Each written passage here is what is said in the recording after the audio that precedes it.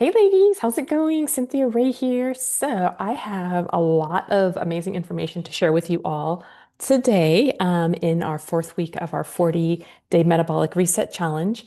And today is going to be about fitness, about strength training, and about cardio and how to do that and optimize it for women specifically over 40. So, hold tight. If you need to grab a notepad for some notes and a pen, or if you need to grab your phone or whatever you take notes on, go ahead and do that because there's lots to share today. And I'm coming on a little bit later because I was diving into last minute research and couldn't wait to share. So, um, I'm excited to share this topic today because I truly believe it's one of the most important pieces of long-term health for women over 40. So, over the past several weeks, we spent time preparing your soil before expecting the harvest, like I talked about just the other day, I guess last Tuesday. So, we've talked about reducing inflammation, we've talked about detoxification, we talked about balancing your blood sugar and your insulin, about keto and fasting. We've even talked about helping the body become more metabolically flexible and willing to release stored fat. So today we're going to add another piece that's super important, which is what we're working on this week, movement. So, and specifically how women over 40 should think about fitness differently than we did in our 20s and 30s. So many women begin exercising because they want to lose weight, right? So, and while weight loss can absolutely happen, that's not the biggest reason why I want you to start exercising. At 40, our goals become much bigger, right? We have more life to live, we want more longevity, and we want to use exercise to preserve muscle. Preserving muscle is not just for looking cute in your summer sundress or a tank top or feeling good, which is one amazing thing, right? So we exercise to preserve muscle, to protect our bones, support our brains, which is something I was thinking about earlier today, speaking of brains, improving our balance, maintaining our metabolism, and staying independent, right? Making sure that we can continue doing the things that we want to do with our loved ones for decades to come. So the goal isn't simply to get older, it's to age well. So I heard that earlier today from another podcaster. They were talking about we're not just preventing aging, we are wanting to age well, right? So think about it. How many of you want to still be traveling, hiking, carrying your groceries, getting up and down off the floor, maybe playing with your grandchildren, serving your family, living independently when you're in your 70s, 80s, 90s, and beyond, right? So that's what our conversation is really going to be about today. Okay, so let's talk about why things change after 40. So one reason women become frustrated in their 40s and 50s is because the things that they used to do don't work like they used to anymore. Part of that is because estrogen begins fluctuating and eventually declining, right? So after 40, we see a fluctuation in estrogen. We're not getting the same cycle that we used to consistently that we did in our younger years, and eventually begins to decline as we get into menopause and postmenopause. So, because as estrogen declines, we lose muscle mass, we lose bone density, our recovery slows down, our strength decreases, our power decreases, and then body fat becomes easier to gain. So, this age-related muscle loss is something called sarcopenia, which you may have heard in science classes in high school or college if you did that. So, or maybe just listening to me. So, age-related muscle loss is called sarcopenia. If we do nothing, we gradually lose muscle every single decade. So, and all that muscle really does matter. So, muscle supports your metabolism, it helps you move, it helps you stay strong, it helps you stay independent. And what many women don't realize is that we don't lose muscle size, we also lose muscle quality. Okay, so we don't just lose the size, we lose the quality of our muscle too. So inside every muscle are proteins called actin and myosin. It's like a little hook and a little ring. Okay, and when those come together, they pull and cause the contraction and relaxation of your muscle. So think of them as like tiny rowers pulling together to create a force, right? Estrogen helps support this process. So as estrogen declines, muscles become less efficient at generating force and power. And power is really important as we age because it's that thing that helps us to get up and down from off the floor. You're sitting down and getting up takes explosive power to get up. Off the toilet and getting up, in and out of a car and getting up takes explosive power. So it's really important that we maintain our power and the force that we need to produce that power. So the reason why women often say, I feel weaker, I don't recover like I used to, I don't feel as athletic as I once did, you're not imagining it or they're not imagining it. The real physiological changes are occurring in your body. So the good news is that strength training does help to counteract all of that decline. Okay. So strength training really isn't about the gym. Like I said earlier, it's about life. One day you're walking through a parking lot and step off a curb, and unexpectedly you hurt yourself, right? You don't have enough strength and power, right? So if you think about it, you're here, here's the curb here, and you step down, that's a big force, right? So it's you don't have the strength and power to counteract that force, and you can't catch yourself. So and you can't catch yourself. So you end up injuring yourself. Some people just step off a curb and break a hip because of having brittle bones. So having that extra muscle strength and power and the ability to counteract it is going to be a huge literal lifesaver. So, okay. So as you get older, can you carry the groceries? Can you lift your luggage into an overhead compartment? Can you get on up and down from off the floor? Can you keep up with your grandchildren? And many people don't lose independence because of age. They lose independence because they stop maintaining their strength, right? Strength helps to preserve balance, stability, confidence, and freedom. So it allows you to continue to doing the things that you love, right? So you can imagine if you've had or had aging parents, that was their number one struggle for independence, right? Brain health, cognitive health, and strength and mobility. So those things really are lifesavers. All right, let's talk about bone health. So strength training is one of the best things that we can do for our bones. As estrogen declines, our bone loss accelerates, unfortunately. This is why osteopenia and osteoporosis become more common after menopause. So the beautiful thing is that bones do respond to load. So when you are strength training, you're going to also not just be building that muscle, but also be building the bone that's underneath it that has to support that muscle. So when the muscle pulls against your bone during resistance training, the body receives a signal to strengthen the bone at the same time. So lifting weights doesn't just build muscle, it helps to build stronger bones at the same time. Isn't that so cool? Okay, brain health. Women account for nearly two-thirds of Alzheimer's cases. Can you believe that? And thinking about that now, and clients that I've worked with who are taking care of aging parents, that seems to be the case. So Alzheimer's tends to affect women a lot more than men. So it supports memory. Excuse me. Estrogen is highly protective of the brain. Okay, so it supports our memory, our learning, communication between brain cells, and brain energy production. That's why as we start to decrease our amount of estrogen that we have, we also tend to notice brain fog. Actually had a client, actually a lady at a gym I was working with just last week. She was telling me, okay, when you do your talk at the gym next week, can you make sure to address brain fog? And that's specifically why. So as estrogen declines, we also are experiencing brain fog, forgetfulness, difficulty concentrating, and mental fatigue. So, okay, so going back to muscle. So when our muscles contract, they release compounds called myokines. Okay, these compounds communicate directly with the brain. So research shows that strength training can improve memory, executive function, processing speed, and overall cognitive health. So we're not just training our muscles, we're training our brains at the same time. Okay, so what strength training actually looks like. Okay, so simply, um, strength training means challenging your muscles against resistance. So that might be using, maybe you have your dumbbells, your resistance, the bands, you have those big kettlebells. You can use machines, you can use body weight exercises. So gravity and your body weight, it actually produces a resistance to your muscles as well. So the goal is progressive overload to gradually become stronger over time. Not all of a sudden, I don't expect you to go out there and lift heavy weights.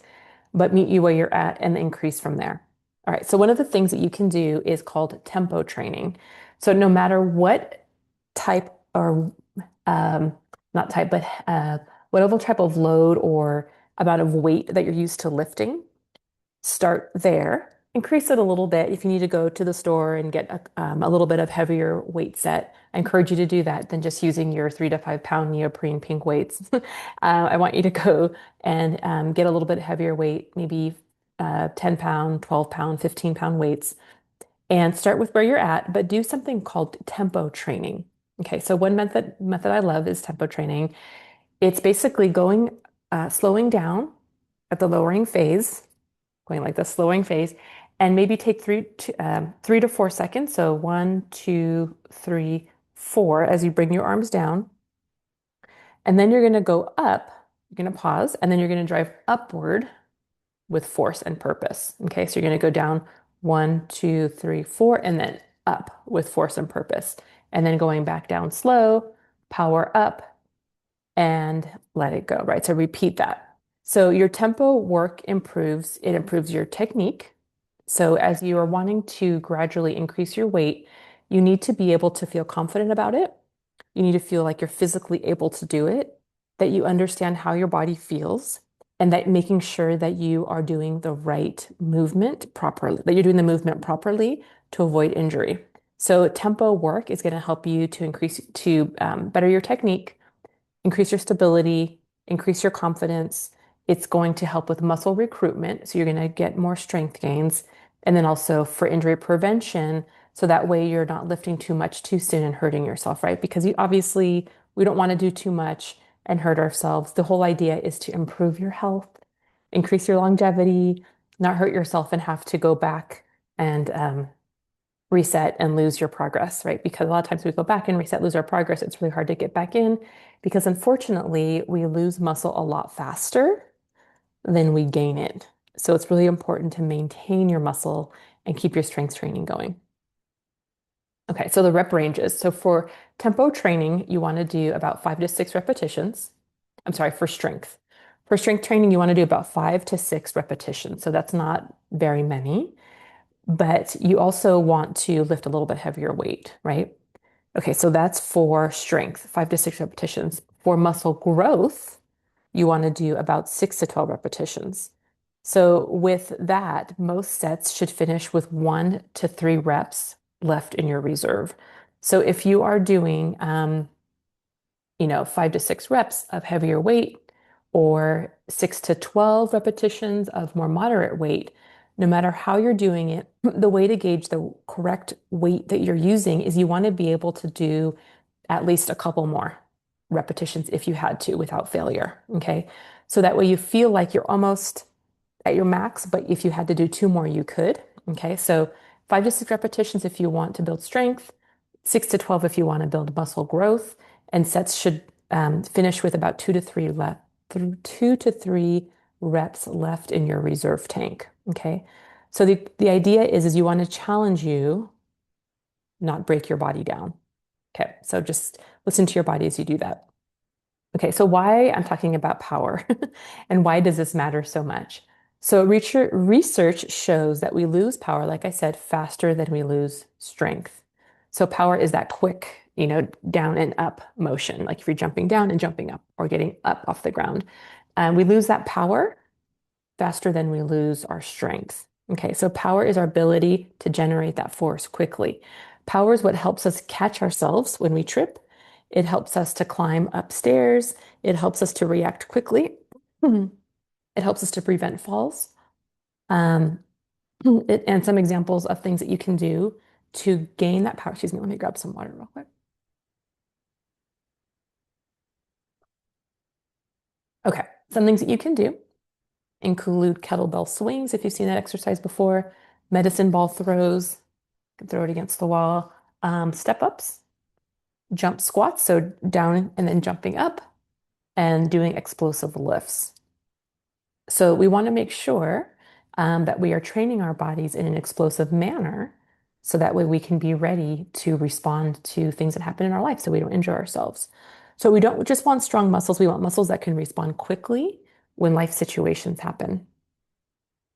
Okay, now let's talk about cardio. So actually, let me go back before I say that. So when you're practicing your explosive movements, and you're doing your strength training, coming down and doing those slow down and then explosive up is really going to help with injury prevention. Okay, so tempo training is really important.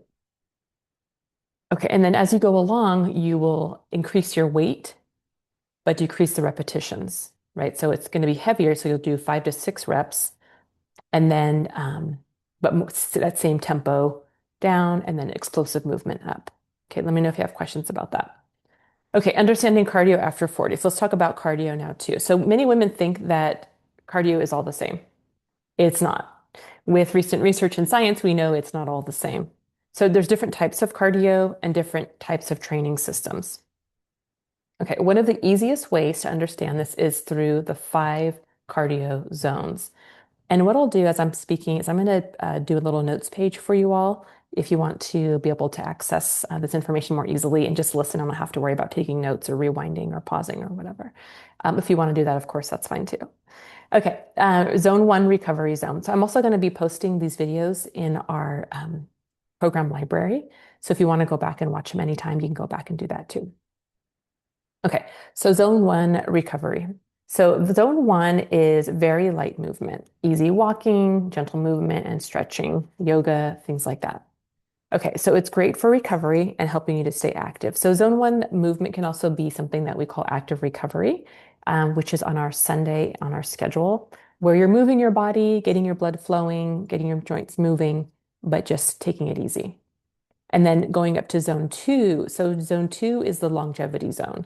That's when you're working at a moderate zone.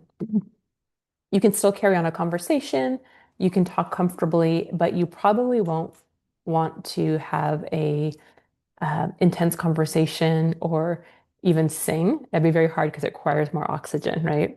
So you can still have a conversation, you can still talk comfortably, but singing would be very difficult if you were to do that. That'd be funny, right? Seeing somebody singing and walking at the same time, that'd be pretty cool.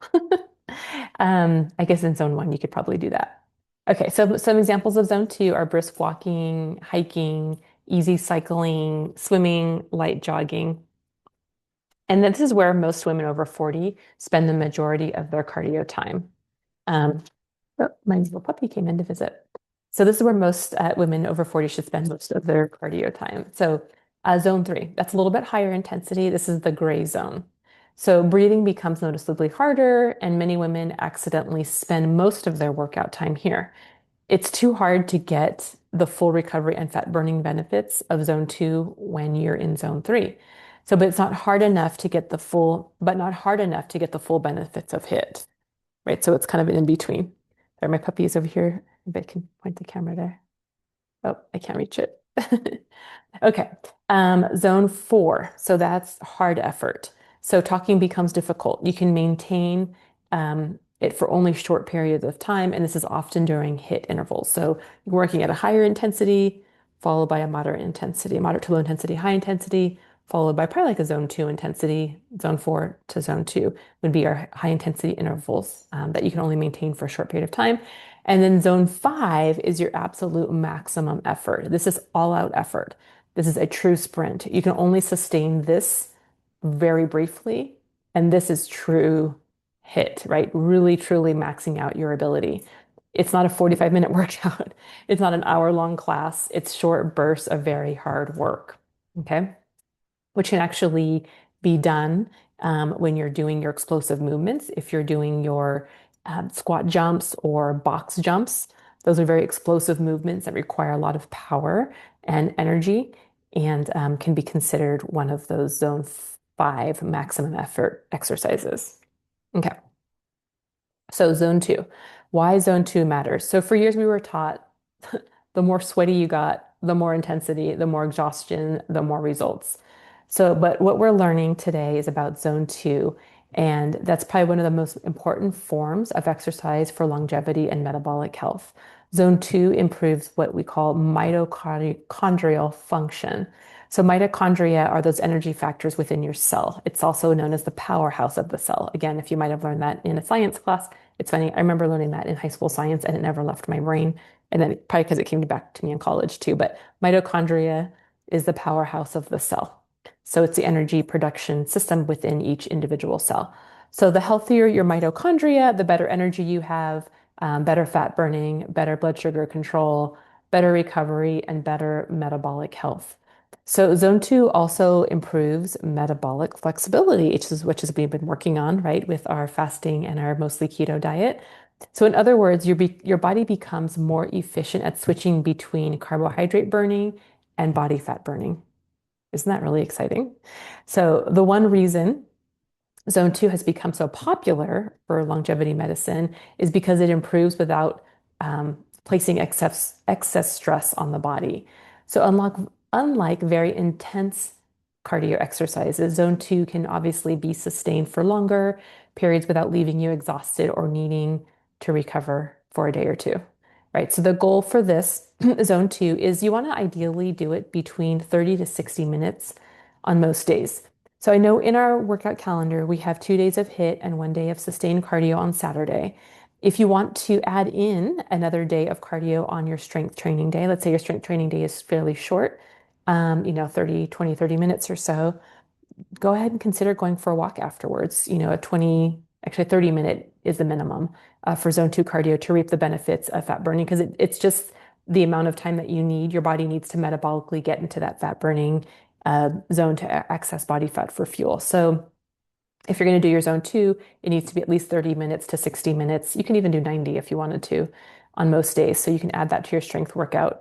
And then you can, or I think it translates, yeah, I have it here, 8,000 to 12,000 steps daily.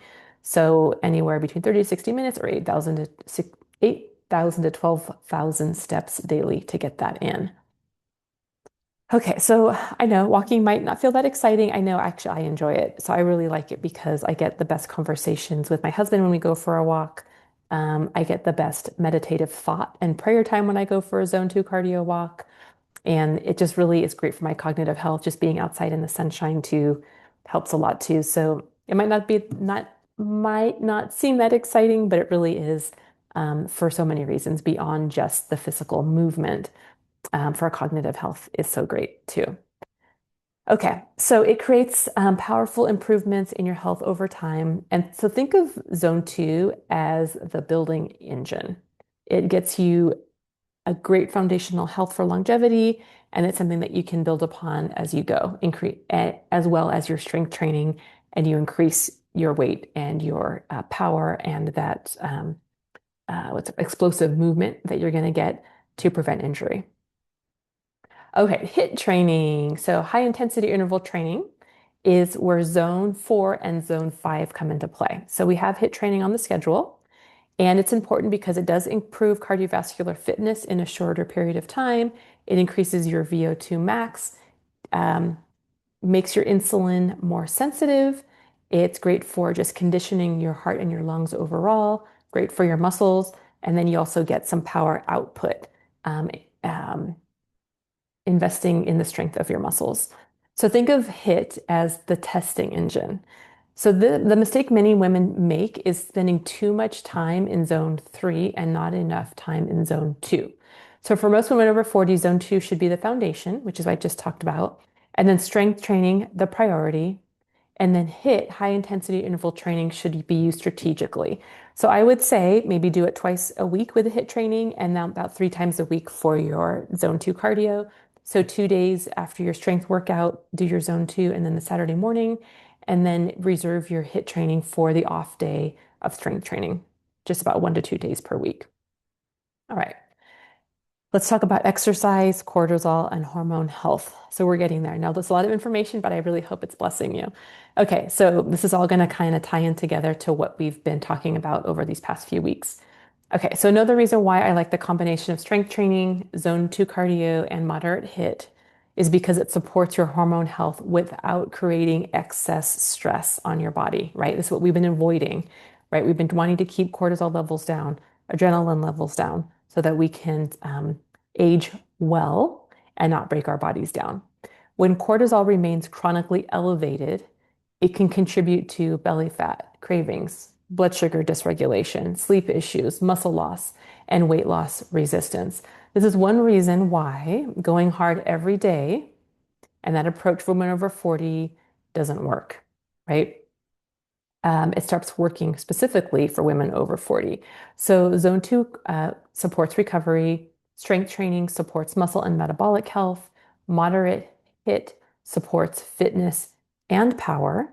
And together they create positive adaptogens without chronically driving cortisol higher, right? We want to not do that, but we want to help your mitochondria, the powerhouse of your cells, stay strong so you can stay young, healthy, fit, and vibrant, right, as you age. So I know that exercise doesn't replace estrogen, but it does support many of the system that estrogen does influence. So it helps to exercise helps with muscle preservation, bone density, brain health, insulin sensitivity, metabolic flexibility, and then our cardiovascular health as well. So remember that strength training builds the frame, right? Your structure. Zone two builds the engine, the powerhouse in your body, and then HIIT tests the engine. It tests what you've built with your strength and with your cardiovascular health. Okay, switching gears as we finish up. So creatine, I want to address creatine. Creatine for women over 40 is amazing. So creatine is stored in your muscles and in your brain. And as we age, those stores naturally decline. Creatine helps support your strength. It helps support your recovery, your power, your muscle preservation, your brain function, your mental clarity, and your cognitive performance. So many women do notice improvements, not only in their workouts, but also in their memory and their focus. So creatine is amazing. I take it myself before my workouts. Yesterday, I just realized I didn't take it. But anyway, normally I do. And so there's a loading phase that's involved in taking creatine. So there's a brand that I like, and I can see the container. Don't have the name of it on the tip of my tongue.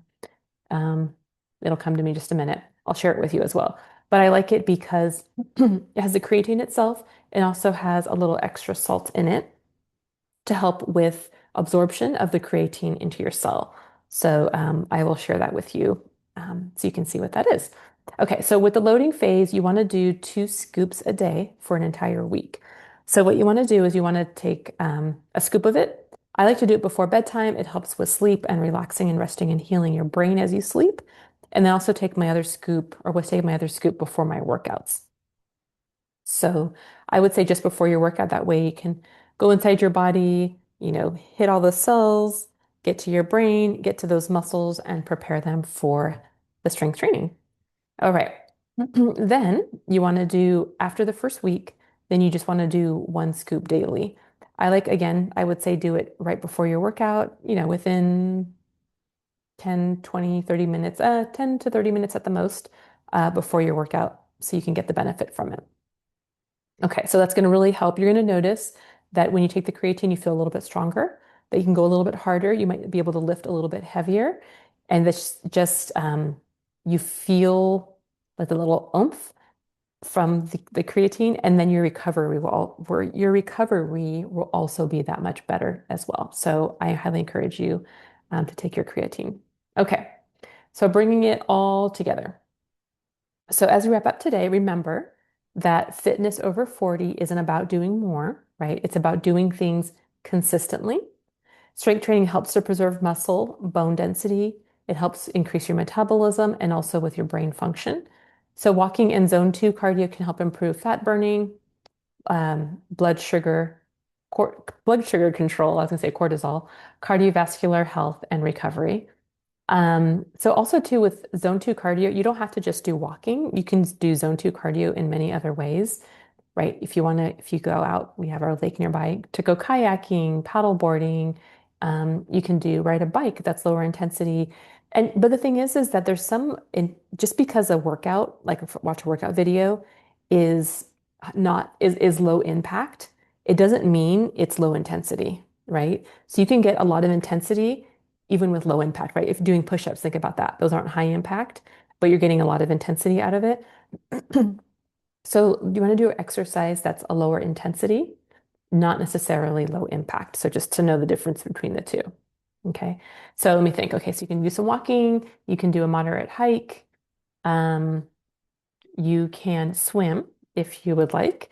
that actually, but a moderate swim, anything that's moving your body and whatever you happen to like to do, which is the most important too. I want to also mention this too, is that it's super important that you're choosing the thing that you absolutely love the most to do and makes you want to keep coming back for more, right? The other thing too is when you see results, you want to keep doing that thing as well. It's probably, I think results is really actually one of the biggest motivators for anybody with making change. So just keep that in mind. And then not to overthink it, right? Uh, I think that's on Netflix. There's a Netflix documentary about the blue zones, about people in different parts of the world who live over 100 and have a great quality of life, right? They're not thinking about, oh, should I do my zone two cardio today? Do I need to do my heavy lifting today? Oh, wait, I missed my zone two cardio yesterday. Maybe I should make up for it today. Or wait, no, maybe I should do my strength workout. There's a lot of overthinking that can be done, right? But the truth is, you're going to get the best out of your workouts if you're enjoying it. If you're going for a walk with a friend and having a great conversation, connecting with your husband, going for a swim, getting out in fresh air, and just feeling great. That's really what matters, right? Just doing it for your overall health and well-being, not because you're doing it just right, doing it perfectly, but doing it consistently is what really matters, right? Getting out there, enjoying your day. And it's that mental health capacity that's actually going to go a lot further than the physical, because the mental health is where you'll have the most longevity. So keep that in mind too. Okay, let's talk about. So creatine helps support your muscle and your brains. Your brain, yeah, I guess your brain, our brains. Many women think they need more intensity, but in reality, most of us just need more consistency. So more walking, strength training, recovery time, and then a stronger aerobic foundation in our zone two cardio. So don't get so focused, like I said, doing everything perfectly or doing it all or nothing.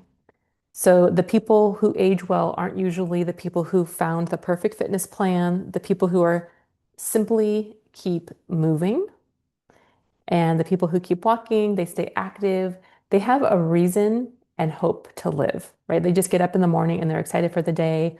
They have a garden to take care of, they have a friend to meet up with, and they have purpose for their day. So, and then they keep their body strong naturally just by doing everyday life activities, squatting at the garden and weeding or planting your vegetables. So that in itself is going to go a long way. Just keep your body moving. The next exercise program isn't the perfect one. It isn't actually gonna, it's the one you'll actually continue doing. The goal isn't perfection. It's every workout counts, every walk counts, every healthy choice compounds from one to the other. So just keep moving, keep getting stronger, keep investing in your future self. And the goal isn't simply to live longer, it's to have a better quality of life and to live better overall. So the fitness plan I created for you includes all of the things we talked about today. Start with where you are at, and then up your weights as you go, not getting caught up with the minutia and the details, but just keeping it basic and simple. Use the perceived rate of exertion scale, meaning listening to your body, seeing how how heavy you're lifting, how hard you're working, and use your body as your best gauge, right? So stay in tune with your body about the for exertion. So when you're listening to your body, there's a scale of rate of perceived exertion. So that goes from 0 to 10. 0 is sedentary and at rest or even sleeping. 10 is the highest exertion you could ever have. When you're listening to your body, you want to stay between a 3 and a 5 when you're exercising, whether it's strength training or in your zone two cardio. And just keep that in mind, okay? All right, so a few things to keep in mind I want to ask. So, what is the one thing that you want to still be able to do 20 years from now that will, that strength and fitness can help you preserve today? Okay, so what's one thing that you want to do 20 years from now that strength conditioning and fitness training and your cardio can help you preserve today? So when you think about exercise, because we're at in our lives, you have this one body, right? There's people who do ultra marathons, ultra endurance things. I don't really think they're thinking about their longevity because their longevity will be stunted because it's too much stress on their body. But we have more life to think about. At this point in our lives, we need to think about preserving our muscle, keeping our bodies strong, and keeping your cardiovascular system strong to prevent injury and have a great quality of life. So Um, just keep that in mind. Like, what is it that you're wanting to do today to help you in the long run in the future? So keep that in mind. Let me know what you think. Let me know if you have any questions, and I will see you in the group. See you soon.